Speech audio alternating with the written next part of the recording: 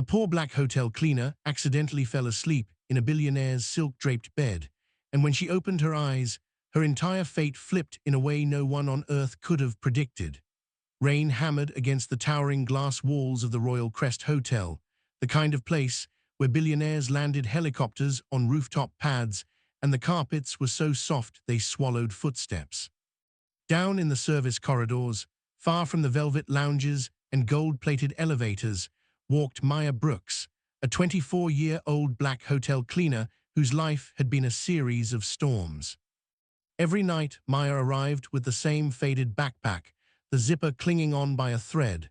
She wore the same pair of sneakers she had patched with tape twice, because new shoes were a luxury reserved for people who didn't choose between rent and groceries. The world upstairs sparkled. Her world never did. But Maya was used to that, or at least she told herself she was. She moved through the 34th floor hallway, pushing her cleaning cart. Her back ached, her eyes burned. She had worked 3 shifts in a row again, taking every hour they offered because her younger brother, Devin, needed medication that cost more than their entire rent. The hospital bills piled up like towers. Maya had never climbed a real mountain, but she knew what it felt like to be crushed under one. Her supervisor's voice echoed in her head. "No mistakes, VIPs only tonight, and don't even think about sitting down." Maya never intended to. She was responsible, focused, disciplined, but fatigue had a way of cheating discipline, and tonight, fatigue was winning.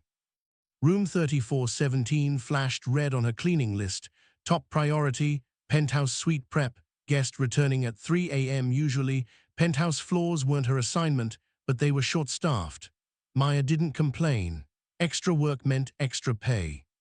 The penthouse door opened with a soft click. She stepped in and froze.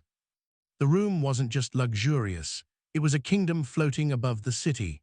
Floor to ceiling, windows framed the storm outside like a movie scene. The air smelled like expensive pine and fresh linen. A marble fireplace flickered like it had been lit for royalty. And the bed. The bed wasn't a bed. It was a cloud held together with silk sheets and pillows, softer than anything she'd ever touched. Maya swallowed. "Don't get distracted," she whispered to herself. She scrubbed the small kitchenette, wiped fingerprints off the glass table, restocked towels, and folded blankets with military precision. But exhaustion tugged at her muscles, heavy and relentless.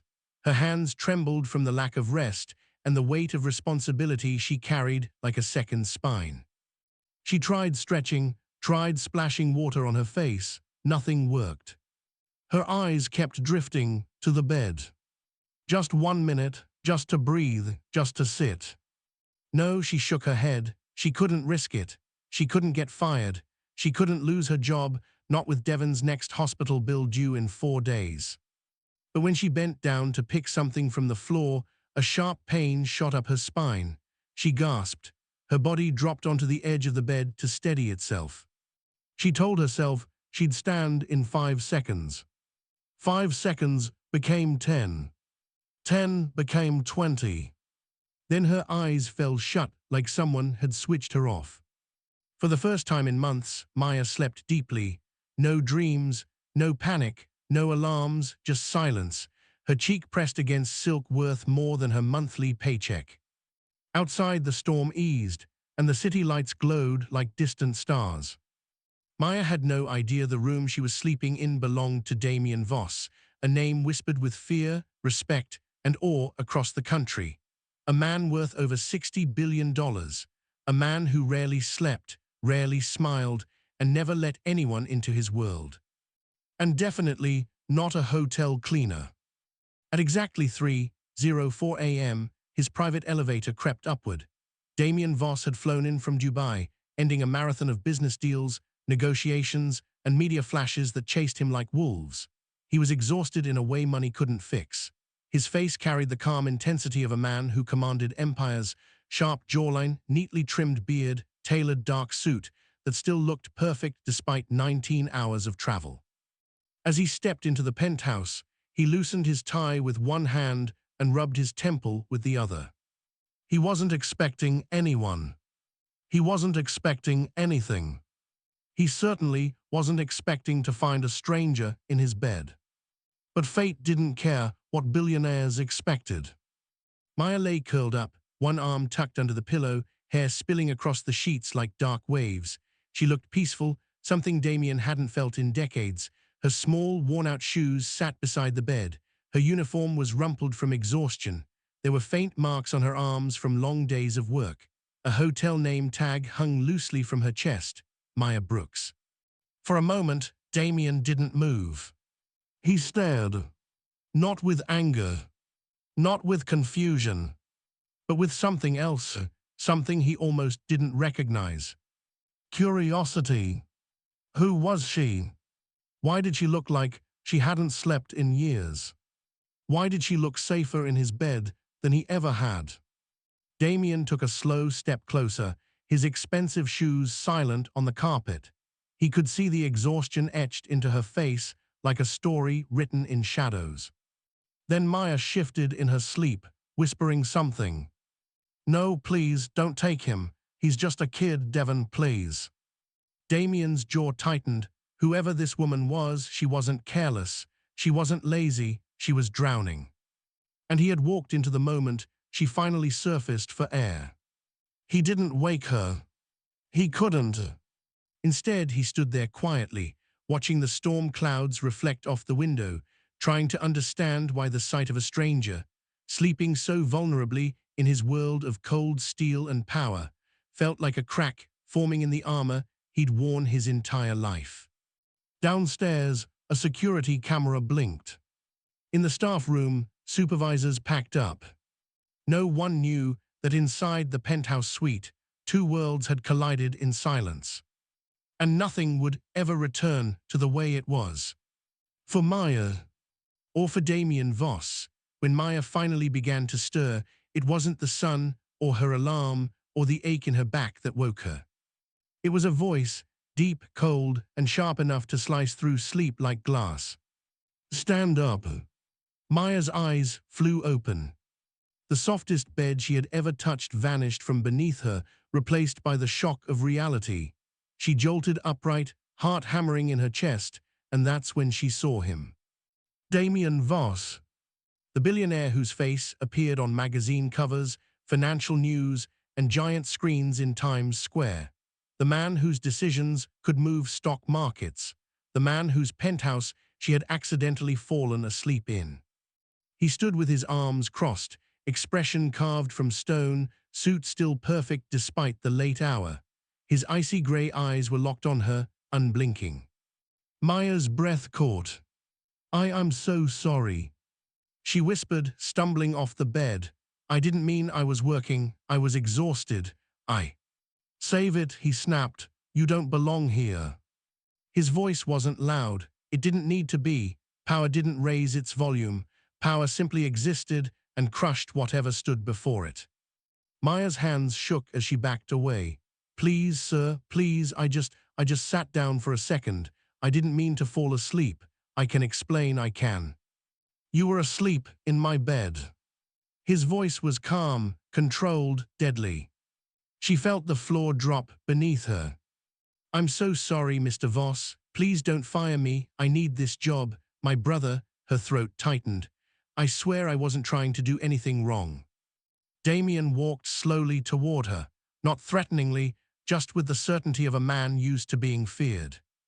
"Hotel staff know the rules," he said. "Especially cleaners. You don't touch the bed, you don't rest, you don't cross lines." Each word stabbed her with shame. Maya kept her eyes down. "I understand. You'll speak to management in the morning. They'll decide what to do with you." She knew exactly what that meant. She was fired. And without her job, Devon would lose access to his medication. Their landlord would kick them out. Their entire world, already fragile, would collapse. Tears built in her eyes before she could stop them. "Please," she whispered, "just give me one more chance. I swear I'll do anything. My brother, he's sick. I'm all he has." Damien stiffened for half a second, almost invisible, almost unnoticeable, but the shift was real. Her voice, trembling and raw, hit something inside him, something he wasn't used to feeling. But he shoved it down. "This is not my problem," he said flatly. Maya's chest cracked open. A sob escaped her before she could swallow it. "Please, sir, please, I'll clean 100 rooms. I'll work double shifts. I'll do anything." Damien turned away. The conversation was over. Or so he thought. Because as she gathered her things, her backpack slipped open. Papers spilled onto the floor, hospital bills, prescriptions, a medical report. One page floated to his feet. Damien picked it up without thinking. His eyes froze on the words. Devin Brooks, chronic renal disorder, medication required twice weekly. Cost $930 per dose. No insurance coverage. A long silence stretched between them. Maya bent to collect the papers, hands trembling. "I'm sorry, I didn't mean, those are personal, sir." Damien didn't hand the paper back immediately. Something changed in his expression, only slightly. But for a man like him, slightly was enormous. "You work 3 shifts?" he asked quietly. "Yes," Maya whispered. "And you're what, 24? 24, she nodded. He studied her face, the tired swelling around her eyes, the faint marks on her arms from cleaning chemicals, the deep exhaustion etched into her bones. "How long has your brother been sick?" he asked. 3 years. "And you've been supporting him alone?" "Yes." Silence. Thunder rumbled outside the window, low and heavy. Damien set the paper on the table, then walked toward the window, hands in his pockets, staring out over the storm. "You fell asleep because you were exhausted, not careless," he said quietly. Maya blinked, stunned. It wasn't forgiveness. It wasn't kindness. But it wasn't cruelty anymore. "I understand," she whispered. Still facing the window, Damien spoke again. "But that doesn't erase the rule you broke." Her heart sank. Of course he wouldn't bend. Why would he? Men like him didn't care about people like her. But then, he turned around. And for the first time, something human, something real, flickered behind his eyes. "I'll speak to management," he said. "You won't be fired." Maya gasped. Thank you so much, sir." "Don't thank me," his voice returned to its firm edge. "You're not off the hook. There will be consequences." Her stomach twisted. What kind of consequences? Damien walked toward her, stopping only a few feet away. "You will work exclusively on my floor," he said. "My rooms, my schedule, my rules." Maya's eyes widened. That's a promotion," she whispered. "It's not a reward," he said sharply. "It's supervision." She nodded quickly. Anything was better than losing her job. Anything. Damien continued, "You'll start tomorrow evening. Be here at 6 sharp. Don't be late. Don't repeat today's mistake." "I won't," she said. "I swear I won't." He studied her again, like he was trying to understand a puzzle he had never seen before. "Good," he said softly, "then we're done." But as Maya turned to leave, her foot slipped on the edge of the rug. She stumbled, and Damien instinctively reached out, steadying her arm. For 1 second, their eyes locked. And everything shifted. Not dramatically. Not loudly. Just a small, electric crack in the air, the kind that changes weather before the storm hits. Maya quickly pulled back, cheeks burning. "Sorry, I'm so sorry." Damien let his hand fall. "Be careful." She nodded, grabbed her backpack, and hurried out of the penthouse before her heart exploded from fear and relief. When the door closed behind her, Damien exhaled slowly, a breath he didn't realize he'd been holding. He stared at the rumpled pillow where she had slept. He should have been furious. He should have been insulted. But instead, he felt something strange, something unwelcome. Concern. For the first time in years, Damien Voss didn't enter his bedroom. He sat on the couch instead, staring at the storm through the glass walls, thinking about a tired young woman who had no idea how drastically her life was about to change. For the next week, Maya worked on Damien Voss's floor, quietly, carefully, never letting herself breathe too deeply around him. She wiped crystal tables, polished marble counters, restocked towels, and made sure every inch of his penthouse looked like a billionaire lived there. Damien watched her more than she realized. He told himself it was supervision. He told himself it was discipline. But every time he stepped out of his private office and saw her working head down, hair tied back, moving with precision despite exhaustion, something inside him softened in ways he couldn't explain. He didn't like it. He didn't want it. But it grew anyway. One night when she arrived at 6 p.m. sharp, he was already waiting by the window, the city glowing behind him like a field of stars. "You're on time," he said.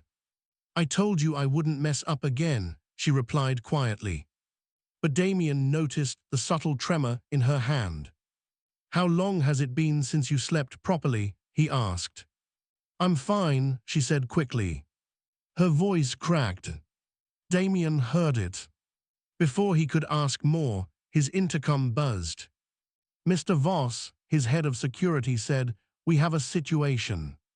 Damien straightened. "What is it?" "A group of paparazzi somehow got access to the 34th floor.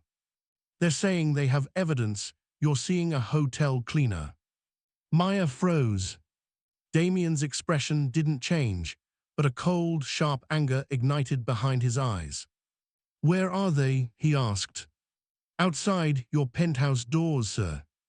Maya's stomach dropped. "Oh my God, what? Why me? What did I do?" Damien turned to her, voice low and deadly calm. "Nothing, you've done nothing." Shouts echoed from the hallway. Camera flashes burst under the door. "Mr. Voss, who is she? Is she your secret girlfriend? Did you promote a cleaner too, spend more time with her?" Maya's knees weakened. "No, no, no, this can't be happening. Please, they can't print that. My brother, I can't lose my job, I can't." Damien stepped closer. Close enough that she could feel the heat of his presence. "You're not losing anything," he said. "I'll handle it." He walked toward the door, fists clenched. But before he reached it, something else happened. Management burst in through the service elevator. 3 supervisors, the hotel manager, and the owner's assistant, Maya Brooks. Her supervisor's voice was sharp, accusatory. "Effective immediately, you are suspended." "What?" Maya gasped, stepping back. "But I didn't." "You were seen entering and leaving Mr. Voss's suite multiple times. That's against policy." "That's because he assigned me to." "Enough," the manager snapped. "Mr. Voss, we apologize deeply. This employee will be removed from the hotel right now." Damien turned slowly. Something in him broke. He had spent years building an empire, coldly, cleanly, ruthlessly. But watching these people talk down to Maya like she was dirt, he felt something far stronger than anger. He felt rage. "She's not leaving," Damien said. The manager blinked. "Yes, sir." "You don't fire her," Damien repeated, voice low, steady, commanding. "You don't suspend her. You don't even raise your voice at her." "But sir." "She answers to me," Damien said. "Only me." The supervisors stiffened. The manager swallowed. "Understood, Mr. Voss." They retreated slowly, eyes wide with fear. When they were gone, Maya felt her legs give out. She sank onto the couch, shaking uncontrollably. "They're going to ruin me," she whispered. "The paparazzi, the rumors, if Devon's doctors see this, if social services find out, he's all I have." Her voice cracked. Damien had seen desperation, negotiators crying on the phone, competitors begging for mercy. But this was different. This was pain. Real pain. He knelt in front of her, something Damien Voss had never done for anyone. Maya, he said softly, look at me. She hesitated, then lifted her tear-filled eyes. I will not let them hurt you, he said. I will not let the media twist this, and I will not let this hotel threaten your livelihood. But how, she whispered. We'll get ahead of the story. What does that mean? It means, Damien said, standing and offering her his hand, we face them together. She stared at his hand, stunned. Together, she echoed. Yes. The banging outside the penthouse grew louder. Reporters were screaming his name. Security was struggling to hold them back. Damien stepped toward the double doors. Maya's voice trembled. You're really going out there? He glanced back at her. I don't hide. His hand reached for the doorknob. Wait, she whispered. I should go with you, right? You said together. No, he shook his head firmly. You stay here. But, Maya, he said gently, you don't owe the world an explanation. I do. Her breath caught. Because in that moment, she realized something. He wasn't protecting his reputation. He was protecting her. Damien stepped outside. Flashes exploded instantly. Mr. VOSS, are you DATING a hotel cleaner? Is SAG your secret mistress? Why is a staff member in your suite every night? Is she blackmailing you? That last question made Damien's blood boil. He raised his hand and the crowd fell silent because even they knew better than to push him too far. Listen carefully, Damien said, voice echoing with authority. His next words weren't rehearsed. They weren't strategic. They were raw, real, and unguarded. She's not blackmailing me. She's not sleeping with me. She's not using me. Cameras clicked. Everyone leaned forward. Maya Brooks is the hardest working person in this building, he said. She shows more discipline and courage than most CEOs I've met, and she doesn't deserve any of this. A reporter shouted, so why is she in your suite every night? Because I assigned her to work here, Damien snapped. Under my supervision, under my protection. Protection, someone echoed. Damien's jaw tightened. Yes, he said, protection. The hallway filled with murmurs. Inside the penthouse, Maya covered her mouth with her hands. Tears streamed silently down her cheeks. No one had ever defended her like that. No one had ever stood up for her like that. Not even family. Not even friends. And definitely not someone like Damien Voss. Damien stepped closer to the crowd, his expression sharp as a blade. If anyone publishes a lie about her, he warned, I will own your entire network by sunrise. Silence. Fear. Respect. The paparazzi slowly backed away. Security cleared the hallway. When Damien re-entered the penthouse, Maya was standing exactly where he left her, crying softly, hands trembling. He walked toward her. Neither spoke. And then softly, Maya whispered, Why did you protect me like that? Damien looked at her for a long, long moment. Then he said the truth. The night I found you sleeping in my bed. His voice dipped. Was the first night in years I realized my world was empty. Maya's breath caught. And you, Damien continued, walked into it by accident and changed everything. For the first time since the world crashed into their lives, silence settled across the penthouse, soft, fragile, charged. Maya stood across from Damien, her breath uneven, her heart still pounding from the chaos outside. She never imagined a billionaire would speak for her. Fight for her. Stand in front of cameras and risk his reputation for a girl who cleaned hotel bathrooms at midnight. But he had. And now she didn't know what to do with the storm of emotions inside her. Damien stepped closer, not too close, just enough that she could feel the gravity of his presence. His voice, normally controlled and sharp, softened in a way she had never heard before, like stones turning into something human. "You changed something in me, Maya," he said quietly. "I don't know how to explain it. I don't even understand it fully, but I know it's real." Maya wiped her cheeks quickly, embarrassed by how much she had cried tonight. "I didn't do anything," she whispered. "You existed," he said simply. Those two words hit her harder than any insult ever had, because for so long Maya had lived her life invisible, overlooked, ignored, stepped over like she didn't matter. And here he was telling her that just by existing, she had shifted a billionaire's world. But reality crept back in, heavy and cruel. "My job," she whispered. Damien shook his head, untouchable. "My brother." "I'll cover his medication," Damien said before she even finished. "All of it." Maya froze. She shook her head instantly. "No, no, I can't accept that. I can't owe you anything." "You don't owe me," Damien said. "This isn't a transaction." "Then what is it?" she asked, voice trembling. Damien took a slow breath. "It's me trying to fix what I broke." "What did you break?" "Your peace," he said quietly. "Your safety, your job, your privacy. I caused a storm in your life.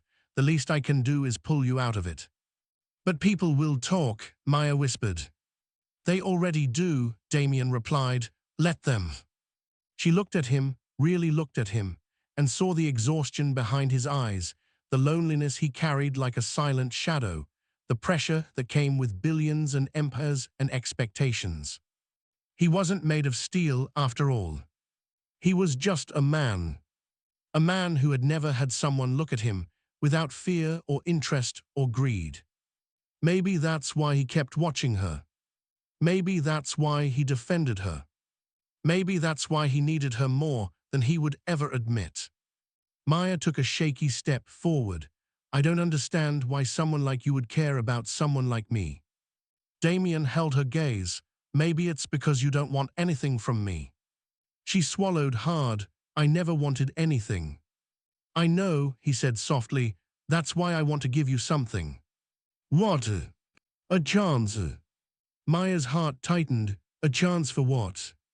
Damien hesitated, just a second, but it was enough for her to feel the shift. "A chance at something different," he said. "Something more, something better than the life you've been forced to survive." Her eyes softened. "Damien." "But only if you want it," he added quickly. "I won't pressure you, I won't force you, I won't decide your life for you." The vulnerability in his voice shocked her. Billionaires didn't ask, they demanded, they commanded, but Damien was waiting, truly waiting for her answer. "Why me?" she whispered again. "Because," he said quietly, "you remind me of the person I wish I had been." A tear slipped down her cheek. She didn't hide it this time. "And what if I say I want that chance?" she asked. Damien stepped 1 inch closer. "Then I'll make sure your life changes permanently." The room hummed with something electric, something warm, something terrifying and beautiful all at once. But Maya was still Maya. Still careful. Still realistic. "What about my job?" she asked. "You'll keep it," he said, "but not as a cleaner." "What then?"